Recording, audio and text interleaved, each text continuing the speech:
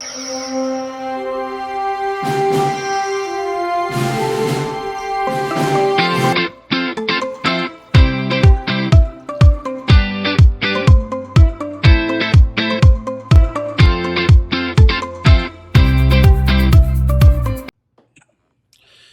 we're rolling. Well, welcome back to another fun-filled episode of The High Ground. I'm Reed, And I'm Matt. and we're back to our regularly scheduled episodes after a fun-filled live edition of The High Ground at PopCon Indy. Had a great time, great event. Met a lot of good people, a lot of good connections, and hoping to work with more of them going forward in the future. And hey, hopefully to just keep building and having fun as we do it. But today's topic, we've kind of hinted to this in the past, kind of beat around the bush a little bit, but we've never really just solely focused on this one concept. And in complete reference to the downfall of what was it? This would be considered the Second Galactic Republic, because there's the Old Republic, and then I don't know what it's officially called. So you have the Old Republic, the High Republic. I'm not sure if they have a name for the Republic everyone knows. And then obviously you have the New Republic after that. Right. I think they were the Galactic. I don't know. We'll move on from We'll that. look it up later, yeah. Yeah. We'll go in there and correct it later if need be. Or if not, or fuck it. But anyways, everybody knows what we're talking about.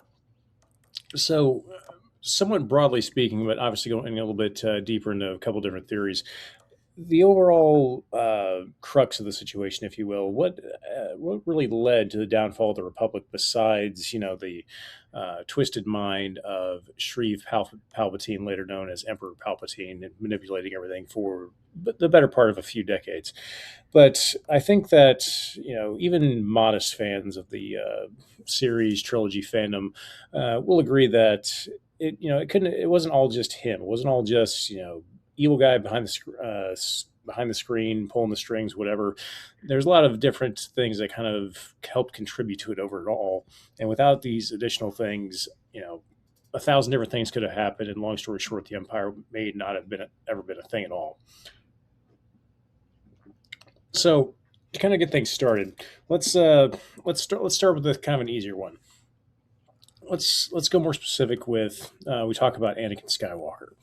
Now we talk about everybody that kind of seen the follow the story, seen the movies, etc. Kind of just witnessed his descent into hell, which eventually became Darth Vader, that we all know, love, despise, or whatever your preference is.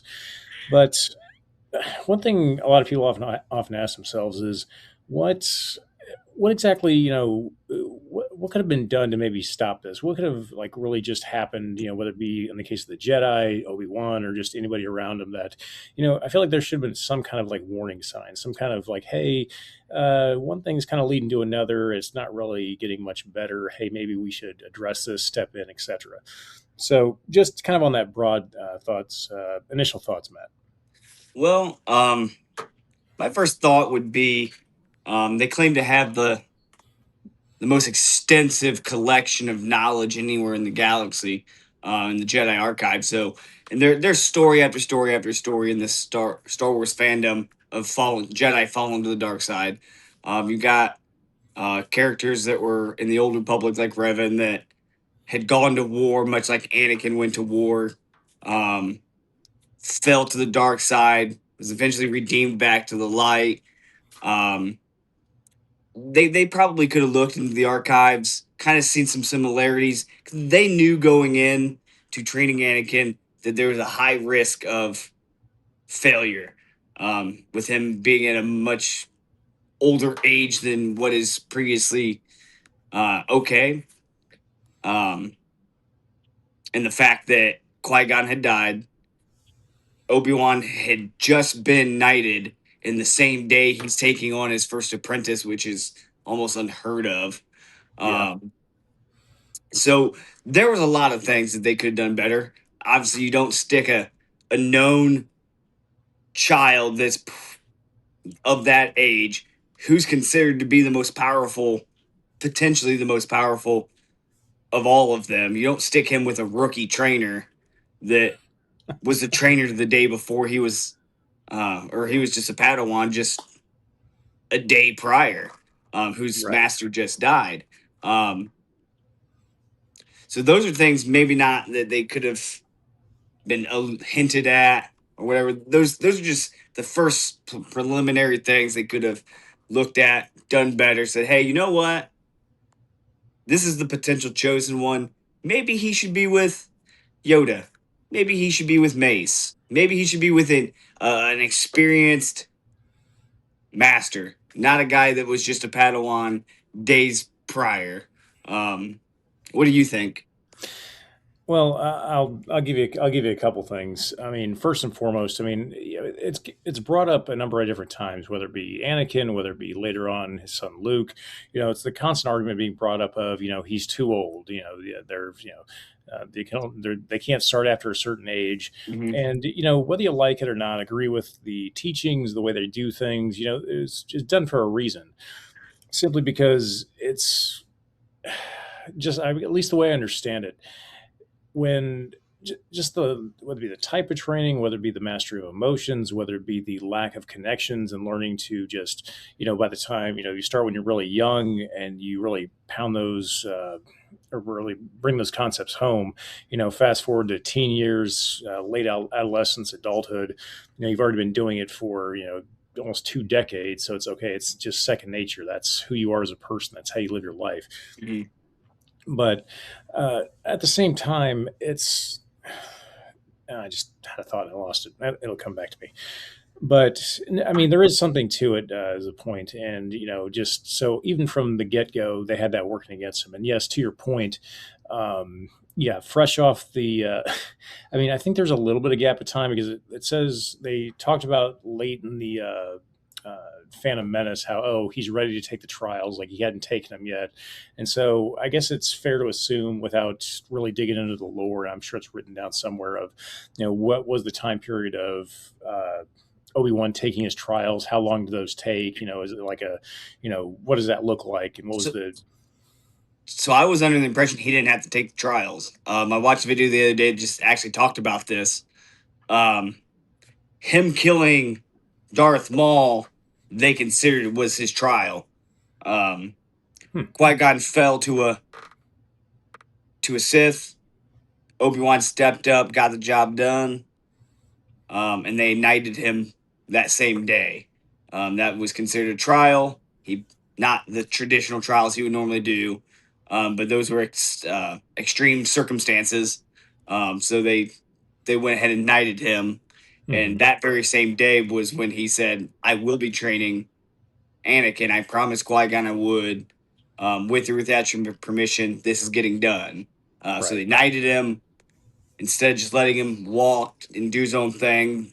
It was going to happen with or without their permission, so they knighted him, allowed him to stay. That way, they could help supervise the training of Anakin.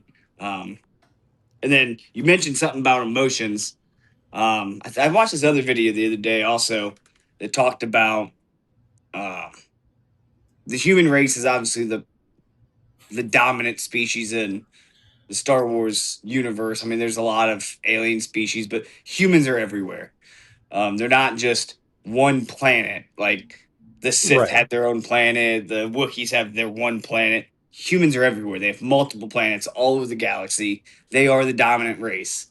Um, and then one thing that I heard, or the video was talking about, was the failures of the Jedi Code in general, being too broad and unwavering. It was too rigid. Hmm. There's no flexibility for customization because what how you train one person isn't necessarily going to work for the next person.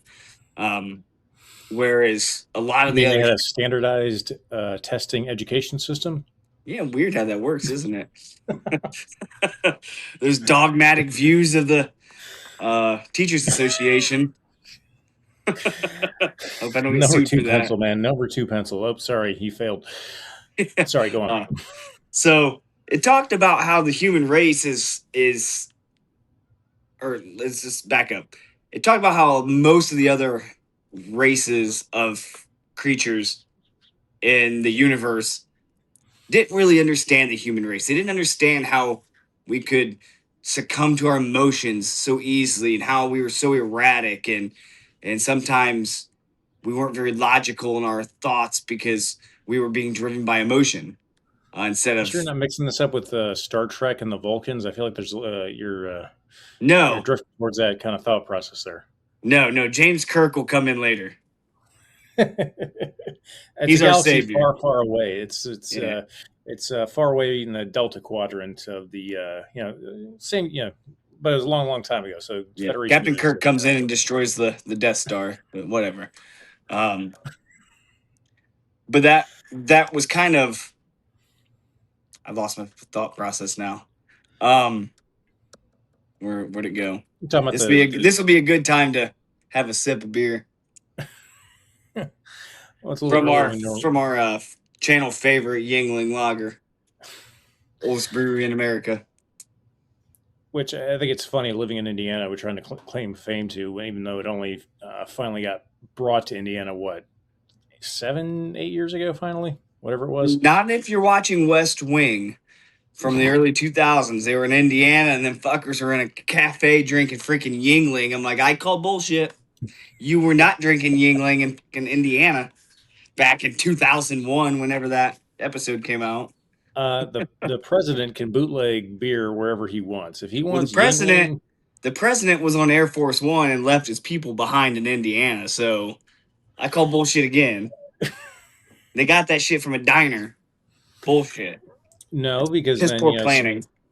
no, because secrets. I mean, if he's going to go to a diner, then Secret Service has got to go there ahead of time, scout the place out, and then they probably discovered that I forgot we're in Indiana, and the Secret Service probably got on the phone and said, "Hey, you need to get some beer here now because the president doesn't drink anything but Yingling, and so make it happen." And so they I probably behind the scenes got a Yingling truck to pull up and made it seem like the diner was serving Yingling, but in reality, that was bootlegged in.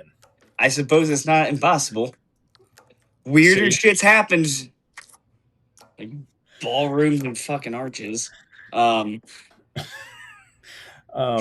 here, if we're doing if we're on that track, I will give a shout out to our not quite yet our official sponsor, but definitely some processes in the works.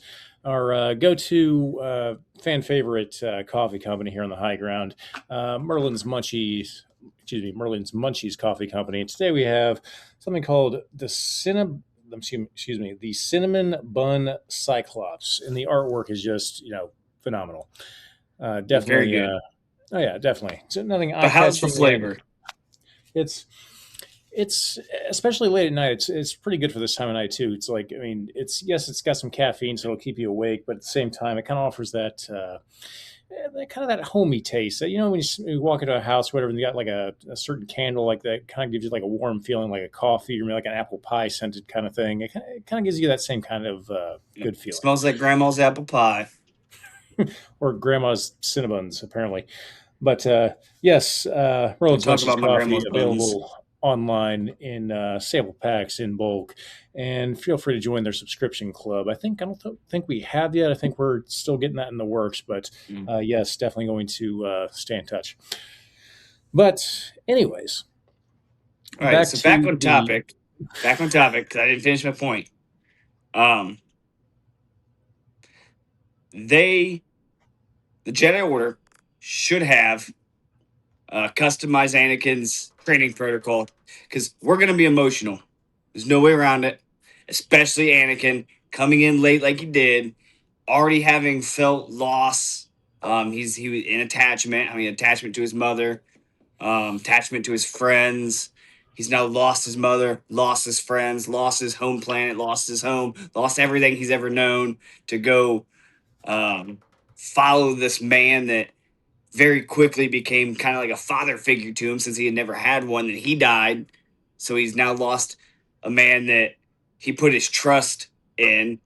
Now he's stuck with some young dude that didn't want him in the first place, that didn't think he was much of anything. So he's got that kind of animosity. So there's a lot of things brewing there, a lot of uh, conflict brewing right in the beginning.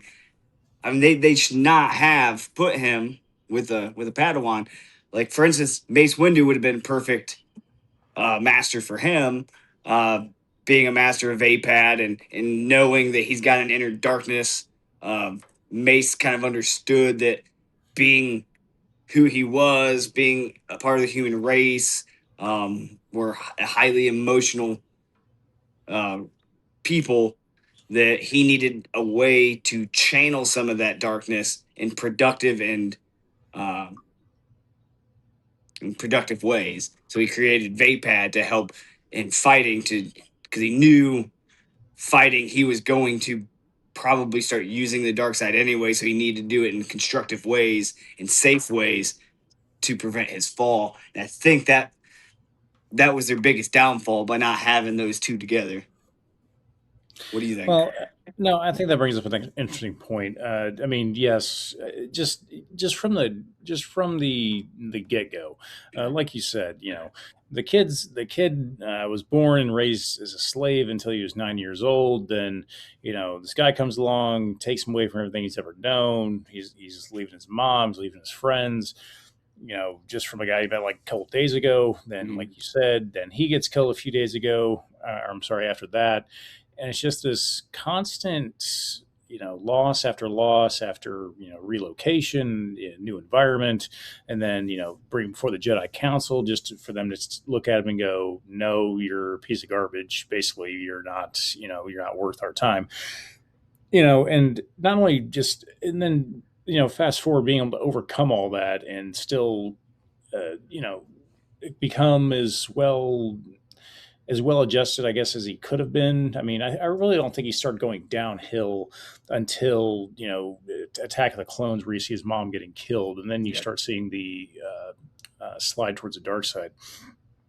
Well, that But and being reintroduced into to Padme, that never helps. He had pussy on the mind and couldn't focus on his Jedi teachings. yeah, Can't blame that him because Natalie Portman is, she'd turn any of us to the dark side. yeah, I can't imagine that did him any favors. But I tell you what, I think I did think of something while you were talking earlier. Here's an interesting thought. So they run into the Sith randomly, or at least what they suspected was a Sith, because even after Maul came out and Qui Gon Jinn was fighting him in the desert, he goes back and tells the council, I believe it was a Sith Lord. They look at him like he's nuts, like they've been extinct, no way. And I think that even, okay, maybe by the end of the movie when Obi-Wan kills Maul and all that, okay, or allegedly kills Maul, okay, maybe they're believing then. But you know is it plausible to think that they thought, oh, okay, it's done, the situation's done, so they haven't really returned, and it's almost like for the next 10 years the Sith aren't even on their mind, and think they're not even like really introduced to I mean, the concept doesn't even come up again in the movies, let alone in the canon story, until, and we can look this up later and correct me if I'm wrong, but it's not even, the concept of Sith is not even brought up again in like Jedi conversation again until Obi-Wan gets taken prisoner on Geonosis, Geonosis. and Dooku's sitting there talking to him, saying, what if I told you that the Republic was under the control of a Sith Lord? And so it's like, I mean, because yeah, they knew Dooku, was having problems, this, that, and the other, but I don't think they were directly connecting Dooku and Sith. They saw Dooku as being just, okay, he left the Order to do his own thing, and then he started getting friendly with the Separatists. And so I really feel like up until that point, once again, Sith wasn't even on their mind again until much later. They were just so focused on the whole Separatists and keeping the Republic together. And I mean, even at the beginning of Attack of the Clones, the issue wasn't the Sith. The issue was a random assassin trying to kill Padme, and that Mm-hmm. kicked off the whole story. Yep. So I'll argue that a little bit.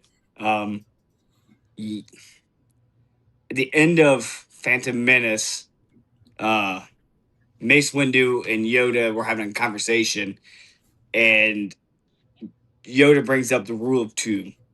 It's always two, no more, no less, or no. How do you say it? Yeah, Always it's something two like there that. is. Yeah. Always two there is. No more, no less. Something like that. Whatever. Um, and then Mace goes, well, which was killed, the master or the apprentice? So they knew. They they alluded right there that they were leaning towards, yeah, I mean, this, Yeah, but do you like, think they were really convinced though? Qui-Gon was no ordinary average Jedi Master. He was among one of the most powerful Jedi's they had anywhere in the Order. He was just he died because of his he was that's I, not opinion. I'll let you finish, That's but not opinion. He let me lost to come back to it. Maul. He lost to Maul because he was like what 62, 63 in the not in Nah, real he was life like, obviously, but in his character was in a more advanced age fighting a guy that was a quarter his age, and he lost because he fatigued, and he made a mistake. That wasn't because he was less powerful than Maul or not as good as Maul. Maul even had alluded in the novels how much he respected Qui Gon for his fighting prowess, his power. He really respected. He felt like that was a worthy opponent. He did not respect Jedi. He thought they were beneath him. Didn't think he'd find a worthy opponent. He found it in Qui Gon. Um, it just shows the respect Maul had for him by simply battling him. He just won the war of attrition. He was younger, better stamina. Qui Gon made a mistake. He lost. Um, and I forgot where I was going with that again. Um, so he he kills Qui Gon. hmm. That's an impressive feat. Yoda and Mace understood how difficult that must have been because that was no Jedi Padawan. That was no just Jedi Knight. That was a high-ranking member of their order, a guy that should have been on the council if he could just follow the rules. Like he was very respected in their order for his power, his wisdom. Um, so when Maul kills him, they are leaning towards, man, this was just no rando with a red lightsaber. This guy's been trained very well in the Jedi arts. Um, so I do think that conversation end of Phantom Menace alludes to their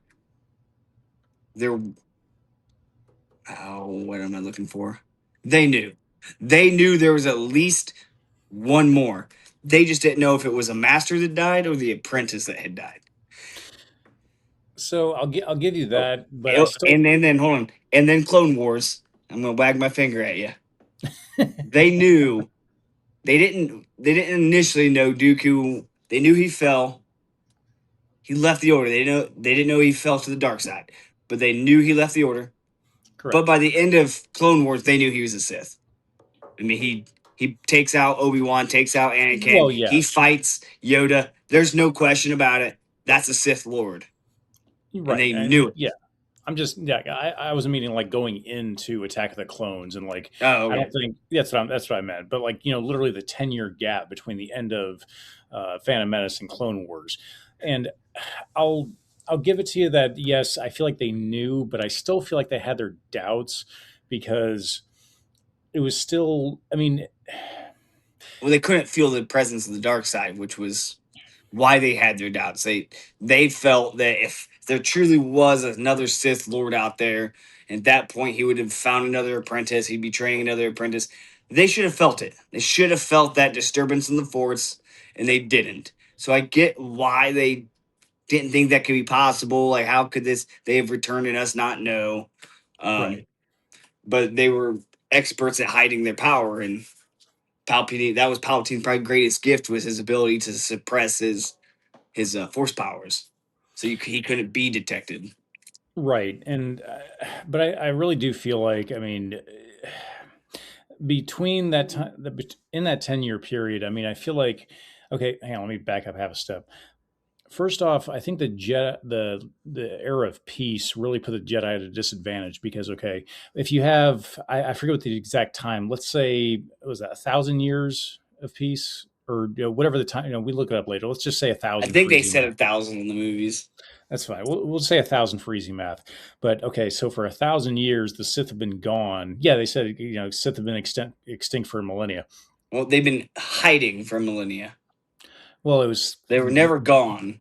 Well, they said they were extinct, like, but we later, but um, so they got 1,000 years of them not being around working against them. So there's going to be initial doubt. There's going to be initial like, okay, especially because they weren't there. And so you got to be thinking in the back of their mind, there's got to be that kind of lingering doubt or that lingering, uh, I feel like those are really long odds, and that combined with the slowly moving separatist movement across those 10 years, okay, their focus goes more towards that than, oh, this maybe Sith may have come back. They may have not, that doubt. And like I said, and I feel like that really takes their attention, and even more so even into the Clone Wars, where yeah, they admit there's a Dark Lord of the Sith, this, that, and the other, but literally the next two movies, it's a giant distraction to not only attrit the Jedi, but just to keep them moving, keep them distracted, keep them isolated, keep them separate, and not to mention killing off a number of them before Order Mhm. 66. But I think that going back to it, uh, the whole idea of like some of the things that kind of led to the downfall and led to the crumbling. Something you mentioned earlier on about the Jedi dogma, and that's something that's brought up not only in the movies but in the the novelizations, the canon, to where it points out, because of just the inflexibility of the Jedi Order and the way they do things, their teachings, no attachments, X, Y, and Z. It really just kept them very tunnel vision as far as, oh, we are strict lines. We will do this. We won't do this. And so it almost like left that breathing room for the Sith to kind of get some momentum and for the whole thing to fall to shit. Mhm. And and then to his credit, to point out widely that Qui-Gon was kind of the, okay, he was stepping outside. He didn't buy into all the dogma. He was like almost like the perfect example of, yes, I'm still holding the Jedi ideals, but I live in the modern world. I live, I have a different interpretation of it. I am more in tune with it, and to such an extent to where at the end of Revenge of the Sith, or that whole in between storyline, where Yoda goes back and learns from his ass, who's been dead Yep. for a while. Yep. And I will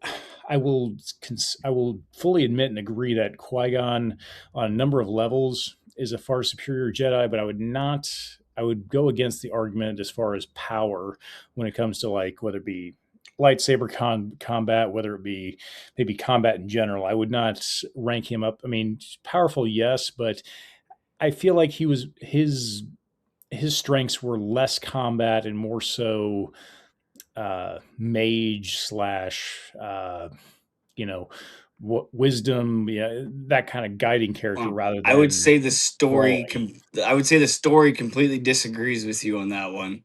I mean, How he fought twice. they duel all the time in training, and he was considered one of the best duelists anywhere in the order. He learned from their best duelist in Dooku. He was trained by Yoda and by Dooku. Dooku obviously was an apprentice of Yoda's, so Qui Gon got the benefit of being able to learn straight from Dooku, who was the finest duelist anywhere in the galaxy. And he learned from Yoda. Qui Gon obviously would have been picking up things from his master's master, and he was regarded as one of the best duelists in the order. Obviously, he wasn't on the level of Dooku, Yoda, and Mace, but that's a top tier. But he's definitely a second tier, that next tier down under Dooku, Yoda, and Mace. He was in that next tier where he really was one of their strongest uh, warriors. Even though they didn't have to fight a lot, he was considered one of their best duelists in his prime. Phantom Menace, he wasn't in his prime. He was 60 something years old, and he was, He's mid 50s. I don't think he was quite 60 I yet. look it up. He was in an advanced age. Your 30-year-old fat ass ain't gonna go wrestle a 20-year-old. You're gonna lose. You better get him pinned in the first 30 seconds or you're fucked. I'm not going to wrestle a He 20-year-old. I'm just going to knock him out so it never has to go to the ground. I know, but you ain't doing that with Maul. That's a that was a war of attrition that he was never going to win. that was never going to come out. He had to take him out quickly, and it just wasn't possible. Well, I'll tell you what. I'll concede this. I feel like the story of the Phantom Menace was a lot slower going, and I feel like just strictly talking about the movies, he was never given the opportunity to kind of maybe show his stuff, maybe because like you think about the Clone Wars and then Revenge of the Sith, it's like constant fighting, the jumping, the lot more a lot more action, a lot more fighting, moving He around. jumped into a moving starship. He didn't. It's like It was fucking moving. He jumped into a starship on it's like Tatooine. somebody jumping on the like a. It wasn't moving that fast. He still jumped into a moving starship. He didn't even jump. It's like Hold on.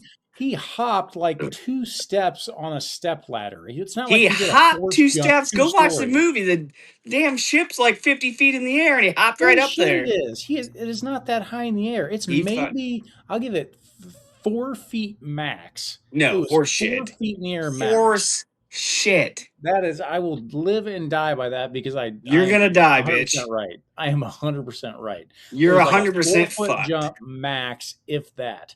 It even showed it. It wasn't even like it wasn't like a force jump. It wasn't like a Okay, double, whatever. It was a so hop as the thing Naboo. was coming. Okay, so Naboo. They're in the right before he dies. He jumps on that giant. They're on those little bridges and shit. They jump across the goddamn bridges that were a mile apart from each other. Explain that one Not that then. one. So, not that one. He jumped down and stuck it like a boss. Remember when Maul? Well, I guess I'll no. give you. Never mind. Never mind. Hold on before you correct me. He was punched in the face and he fell down. Never mind. I thought, was he punched or was he kicked? I remember that where it's like Maul was on the ground, he Maul jumped down. backhanded him. Is that what it was? Because I Yeah, remember Maul him going like, backhanded him off the edge and they fell into the next platform. And then Maul and Obi-Wan jump it. well, it's like, But well, still, he got up Maul's like a on a boss. Well, Maul's on his back at one point, and they both jump down, and then he gets like kicked or something, and ends up going like this or something, and ends up stumbling back. Oh, yeah. No. I was wrong. Qui-Gon backhands Maul off the platform. And then Obi-Wan and Qui-Gon jump down to And then re-engage. Maul returns the favor by like kicking him in the face or something like that to kind of make him stumble off while Maul gets up, like Well, stands up. that I think what did he force push Obi-Wan again? That's when I forget. He force pushed Obi-Wan or kicked him off the platform, and then that's when it was Maul versus Qui-Gon going down the platform until they came to those energy beams. Because if you remember, Obi-Wan had to jump back up and then run down I the remember that. bridge to the energy beams, and then he got caught in the energy beams and had to wait. I remember he fell. I remember he got knocked off the platform. I just couldn't remember like how it happened. Was it a We're gonna have force to, push or if it was like a kick or something? yeah, we're gonna have to do a rewatch here. Okay, so But back on topic. hang on, I will say though.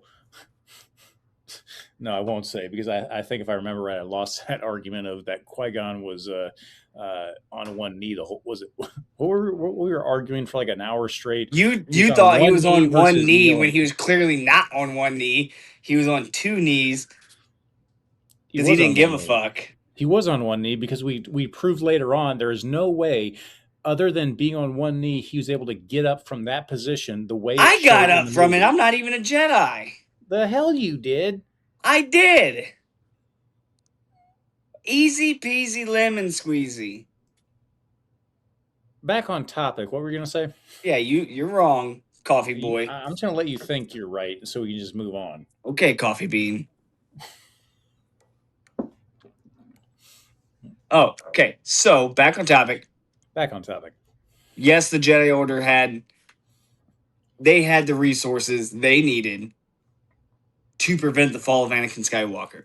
But their dogma, their ignorance, it all came into play. And here we are with Vader. The parallels between Darth Revan and Anakin are were more than enough for them to have a clear blueprint to at least see the signs. Maybe not. That story doesn't really give the blueprint on how to prevent the fall. It just gives you the indicators of a fall. They both go to war. They were both both Revan and Anakin were the two premier characters of their respected eras. Anakin being the chosen one, and Revan being who he was. He was the power of that era. Anakin of his era. They both go to war. One goes fights the Mandalorians. One goes and fights the CIS. Um, and they spent their knighthood different than most Jedi. When Revan was a knight, he goes to war. When Anakin was a Padawan and then a knight, he's at war the whole time. They didn't get that luxury of spending 10, 15, 20 years as a Jedi Knight, learning like the rest of them in peacetime, and then moving up and being a master and kind of aging a little bit. They spent their youth, their 15 to 25 years at war. And that, I mean, our human brains aren't mature at that age until we hit 25. So imagine us being in World War II, it'd fuck us all up. We do some And they crazy did. shit too. And they did. And they did. So I think they had the blueprint to at least pick up and understand, like, once the Clone Wars started, they're like, wow, we've got a kid here with attachment issues, with who struggles to handle his emotions, who may or may not be the strongest Jedi to have ever lived. And now his ass at 18 years old is in a galactic war of death and destruction. Maybe we should monitor this kid a little bit more and not give him a fucking capital ship and say, off you go blow some shit up. Maybe that was a bad idea and they should have had him under better surveillance. Now I get it. It's war. They need to win. And he was one of their best generals, one of their best warriors. You got to have him out there fucking shit up. But you got to know that that's a bad idea. And they've got the history books to prove that you send a young Jedi like that to war, the likelihood of a fall to the dark side is too much to ignore. But they ignored it anyways for their own gain. So it's what they get. Yeah, but here's the thing. While all this is going on, it's a lot easier to look at it in retrospect and make those connections and say, yeah, they should have done X, they should have done Y and Z. But here's the thing. All of the shit that was going on, I mean, the rise of the CIS, trying to put down the separatists, the threat of the possible Sith out in the winds doing God knows what. Somehow I doubt that Anakin and his temper tantrums, Anakin and his personality issues, Anakin and all of his laundry list of problems, history, or whatever, even though that was a constant annoyance and it's shown throughout the movies, the Clone Wars series, etc., somehow I doubt that they ever even remotely had the thought to sit down, okay, we're going to think about this for an hour. We're going to think about, like, deep dive into this, more thoughts, whatever. And I really feel, okay, a combination of one, their vision was already clouded from the dark side, which they said on a number of occasions. So already their Jedi intuition, their vision, their, whatever the other, whatever word you want to say, okay, that's already going in clouded. And then you tack on the entire, maybe. Keep talking. Then you tack on the entire events leading up to the Clone Wars themselves, Dooku, Grievous. I seriously doubt that was their top priority or their top conversation topics of what was going on. And even if it was, once again, the odds are working against them in the sense of, okay, the Sith, okay, they're still the events unfolding like they did. Somehow even if they thought about it, somehow think that in their minds, the probability of that happening, of what actually did happen, was probably so minute that it wasn't even worth a second thought.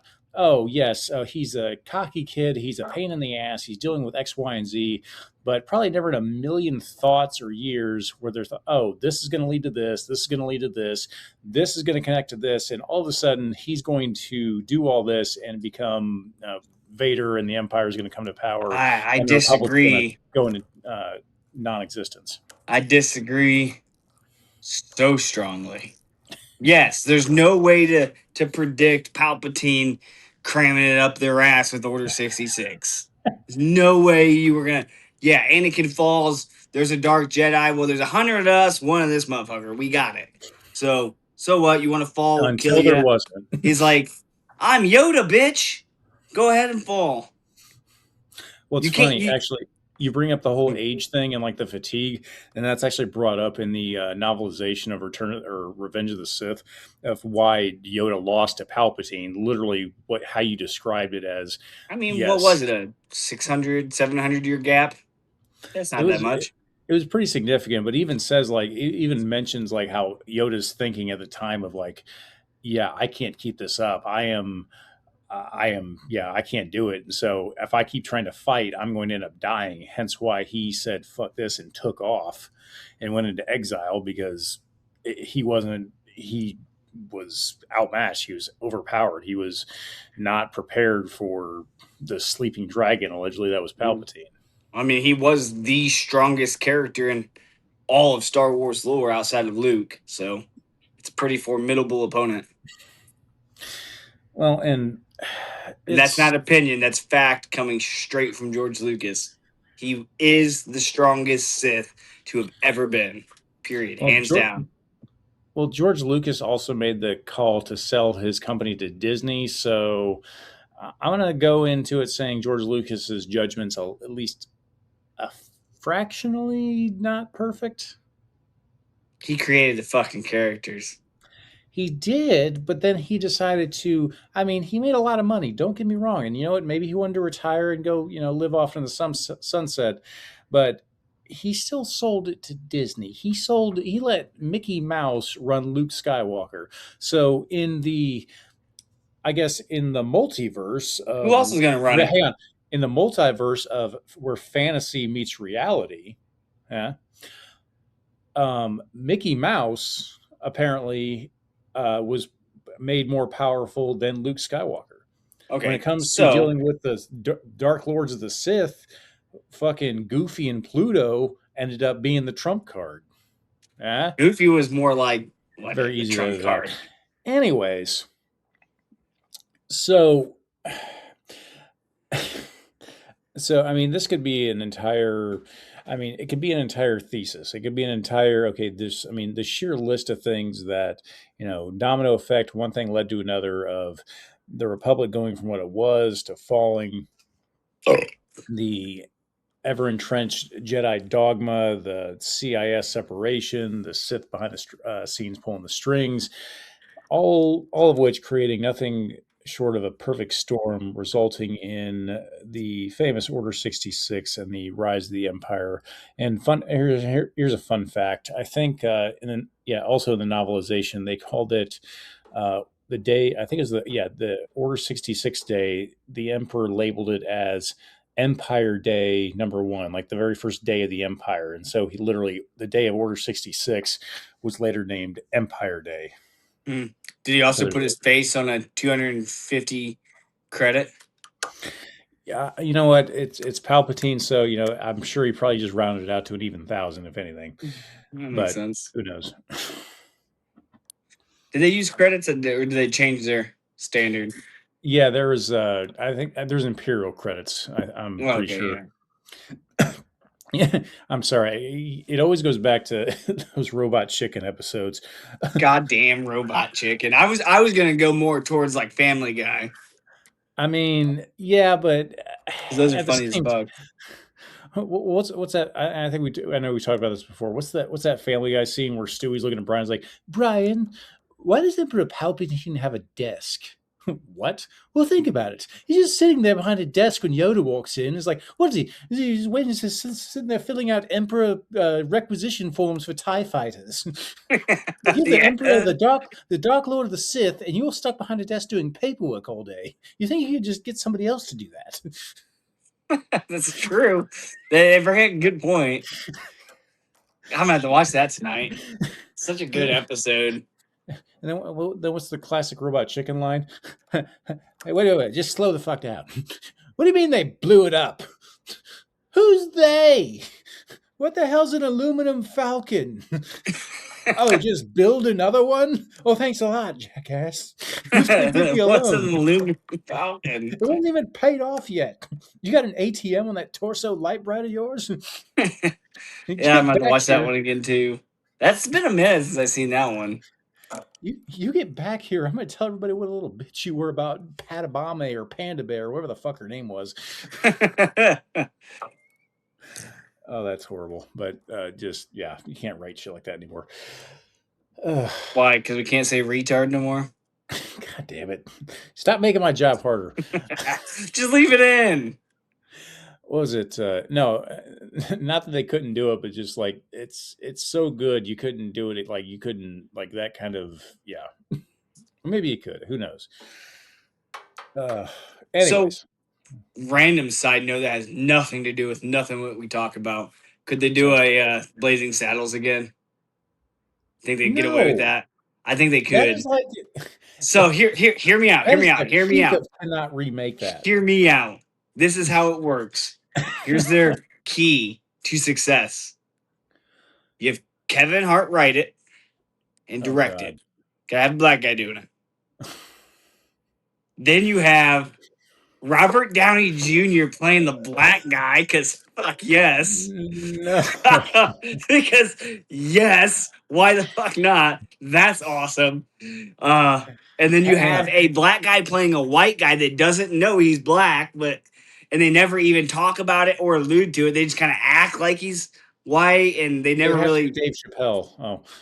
Or Chappelle, have Chappelle be some random white guy, but he's black. They don't make him look white. He's black, and have Robert Downey Jr. playing the black guy, and just be. You gotta get ridiculous with it, and it would Have just fucking kill it. have the Did you see Rock be the? Did you see Mongo. the roast of Kevin Hart?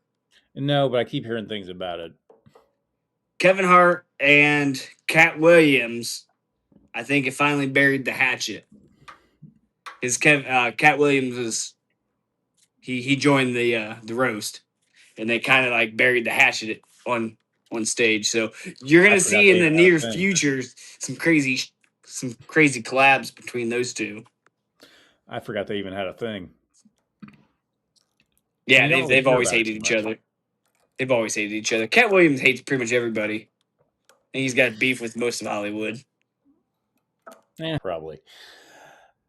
All right. Well, I think that'll do it for us here at the High Ground for this fun-filled episode. But as always, stay nerdy, stay knowledgeable. And always take the high ground. See you next time.